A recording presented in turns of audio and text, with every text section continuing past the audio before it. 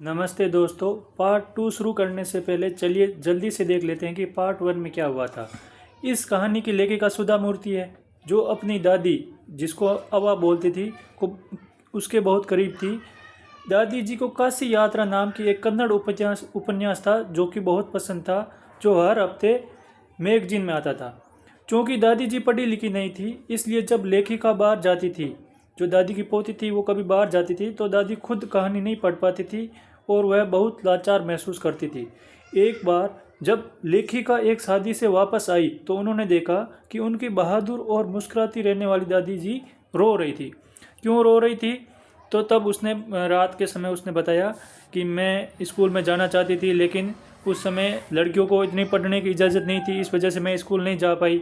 लेकिन अब मैं चाहती हूँ कि मेरे बच्चे, मेरे पोते सब पढ़े। तो ये वो अपने सब कहानियाँ बता रही थी। अब आगे क्या हुआ वो हम पार्ट 2 में देखेंगे।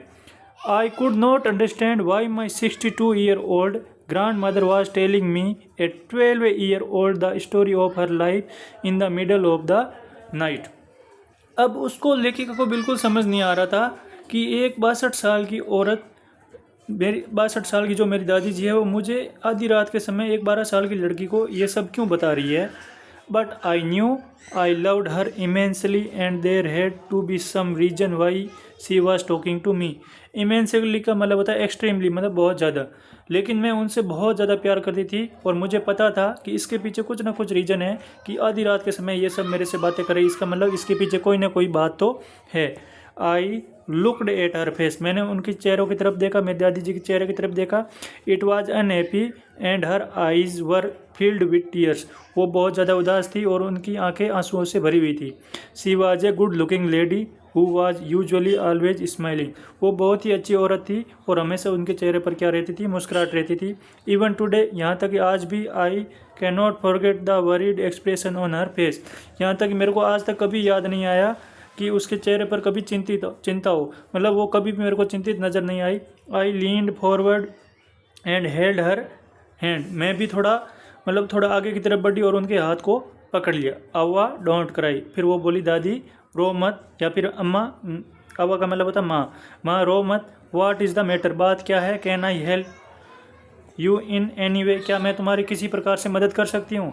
तो दादी बोलती हैं yes I need your help, मुझे तुम्हारी मदद की ज़रूरत है। You know when you were away, तुम जानती हो कि जब तुम बाहर जाती हो। कर्मवीरा कैम एज यूजुअल, कर्मवीरा क्या है, ग्रंथ है एक, है ना, जो कि हर सप्ताह आता था। तो वो बोलती जब तुम शादी में गई तो वो कर्मवीरा हमेशा अपने समय पर आता था। आई ओपन, मैंने देखा, मैंने खोला द मैगजीन, किसको देख खोला, मैगजीन को खोला। I saw the picture that accompanies the story of Kashi Yatra and I could not understand anything that was written, मैंने वहाँ पे उसको काशी यात्रा को खोला, जो ग्रंथ था उसको खोला, उसमें मैंने चित्र देखे, लेकिन जो लिखा हुआ था वो मेरे को बिल्कुल भी समझ नहीं आया। Many times I rubbed my hands over the pages wishing they could understand what was written, मैंने बहुत बार मेरे हाथों से पेज को पलटा, इधर उधर किया, लेकिन मैं शायद ये चाह रही थी कि शायद मैं इनको देख के ही मैं समझ जाऊँ कि इसके अंदर क्या लिखा हुआ है, लेकिन बिल्कुल भी समझ नहीं पाई। But I knew it was not possible, लेकिन मुझे मालूम था कि यह संभव नहीं है कि मैं इनको देख के ही जो लिखा हुआ उनको मैं समझ लूँ। If only I was educated enough, I waited eagerly for you to return, अगर मैं शिक्षित होती, इतनी शिक्षित होती, तो मैं बिल्कुल भी, मतलब तुम्हारा इतना इंतजार नहीं करती पढ़ने के लिए, मैं तुम आती तब तक मैं इसको पूरा पढ़ लेती। I felt you would come early to read for me, और इस वजह से मैं ये चाह रही थी कि तुम जल्दी से जल्दी उस शादी में से वापस आ जाओ और मुझे पढ़ के सुनाओ। I even thought of going to the village and asking you to read for me, यहाँ तक कि मैं ये भी चाहती थी कि मैं गाँव में तुम्हारे पीछे पीछे आ जाऊँ वहाँ पर शादी में और तुम्हें बोलूँ कि वहाँ पर मेरे को पढ़ के सुना। I could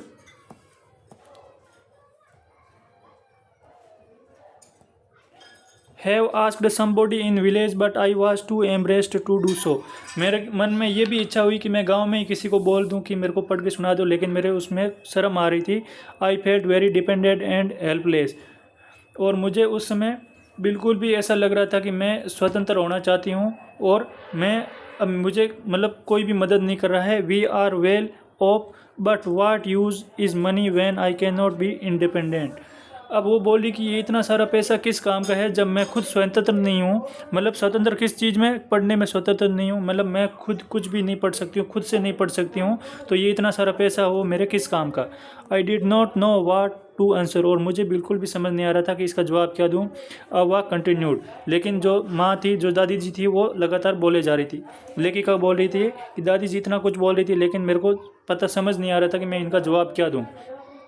I have decided I want to learn the Kannada alphabet from tomorrow onwards. अब दादी जी ने निर्णय ले लिया और उसको बताया कि अब मैंने निर्णय ले लिया कि मुझे कन्नड़ भाषा में सीखना है, अल्फ़ाबेट सीखनी है, मतलब एक शुरुआत से लेके आखिर जहाँ तक किताब पढ़ना सीख जाते हैं वहाँ तक सीखनी है मेरे को। I will work hard, very hard, और मैं इसके लिए कठिन परिश्रम करूँगी।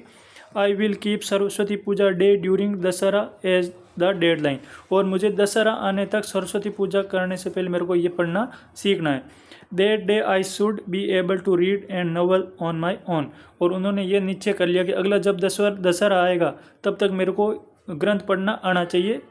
आई वॉन्ट टू बी इंडिपेंडेंट, और मैं स्वतंत्र होना चाहती हूँ। I saw the determination on her face, और मैंने उनके चेहरे पर देखा कि उन्होंने दृढ़ निश्चय कर लिया था कि अब वो पढ़ना सीखेगी। Yet I laughed at her, फिर भी मुझे उनके ऊपर हंसी आ गई। अवा at this age of 62 you want to learn the alphabet. अब हंसी किस बात पर आई कि वो बोलती कि दादी जी तुम 62 साल की होगी और अब तुम्हें अल्फ़ाबेट वगैरह सीखना है, ABCD अब सीखोगी 62 साल की, क्योंकि ABCD कौन सीखते हैं, 4-5 साल के बच्चे सीखते हैं, लेकिन तुम 62 साल की अभी ABCD सीखोगी। All your hair is grey, तुम्हारे जो बाल है वो भी भूरे हो चुके हैं ब्लैक से। योर हैंड्स आर रिंकल्ड, तुम्हारे जो हाथ है उनके ऊपर झुर्रियाँ पड़ गई है। यू वियर स्पेक्टेकल्स, तुम चश्मा पहनती हो। And you work so much in the kitchen, और तुम किचन में रसोई में काम भी बहुत सारा करती हो। तो ये सब तुम एक साथ मैनेज कैसे कर लोगी, मतलब पढ़ना, काम करना, और तुम इतनी बुढ़ी हो गई तो काम भी आसानी से नहीं होगा, ये सब तुम कैसे कर लोगी। Childishly I made fun of the old lady, और मैंने मतलब बचपने के तरीके से मैंने उस बूढ़ी औरत का मजाक उड़ाया, मतलब उनके साथ मजाक किया। बट सी जस्ट स्माइल, लेकिन वो सिर्फ मुस्कुराई। For a good cause if you are determined you can overcome any obstacles, लेकिन अच्छी बात यह थी कि अगर तुम निश्चय कर लो तो तुम सारी बाधाओं को पार कर सकते हो, तब तुम्हारी उम्र वगैरह कुछ भी काम नहीं आती। या फिर ये कह सकते हो कि पढ़ने के लिए उम्र की ज़रूरत नहीं होती, आप किसी भी उम्र में पढ़ सकते हो। आई will work harder than anybody but I will do it, और अब उसने, दादी ने निर्णय कर लिया कि मैं जितनी दूसरे लोग मेहनत करती मैं उनसे ज़्यादा मेहनत करूँगी, लेकिन ये मैं काम करके दिखाऊँगी। For learning there is no age bar, और सीखने के लिए किसी भी उम्र का मोहताज नहीं होना चाहिए। The next day onwards I started my tuition, और अगले दिन से मैंने ट्यूशन लेना शुरू कर दिया। और उनकी ट्यूशन कौन दे रही थी, उनकी पोती दे रही थी।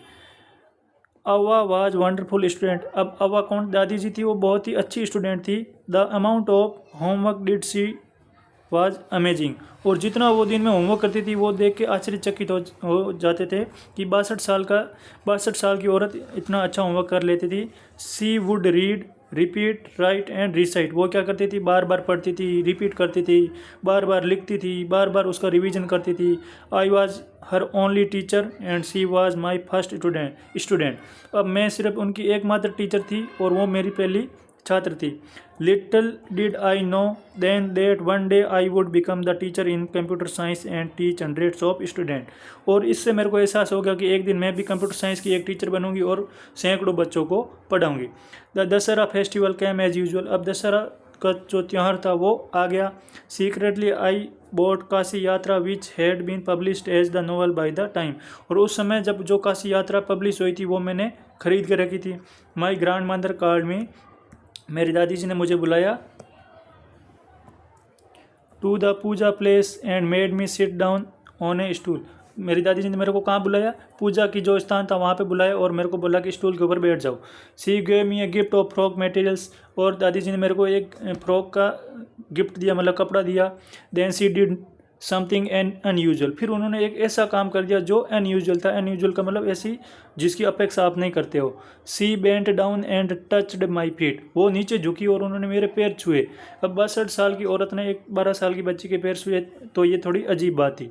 I was surprise and taken aback, मैं थोड़ी सरप्राइज हुई। और टेकन एबैक का मतलब होता है एकदम से पीछे हट जाना, और ऐसा आपके सामने कुछ ऐसा हो जाए जिसकी आप उम्मीद ही नहीं करते हो, एकदम से आपके सामने हो जाए तो आप थोड़ा पीछे हट जाते हो।